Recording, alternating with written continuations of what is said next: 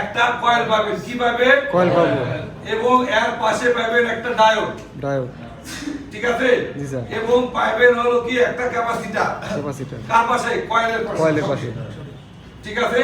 জি sir. অতএব ওইটা হচ্ছে কি বিপিএস কয়েল। বুঝছেন না বুঝেন নাই?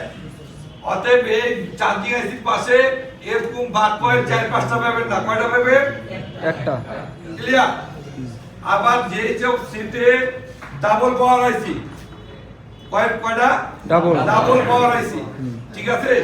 সেই সব সেটে কিন্তু আবার এই বিপিএস পাবেন মেইন পাওয়ারের সঙ্গে। যেমন ধরেন একটা পাওয়ার দেওয়া আছে কত? 71-50। ঠিক আছে? এরকম আরো একটা পাওয়ার দেওয়া আছে যার ভাষা হলো 71 লাগে 71-50 এল। হ্যাঁ না রাইট। অতএব যেটাতে আপনি পাবেন কত? জিরো, কোনো অ্যালফাবেটিক নাই, সেটা হলো বিপিএস।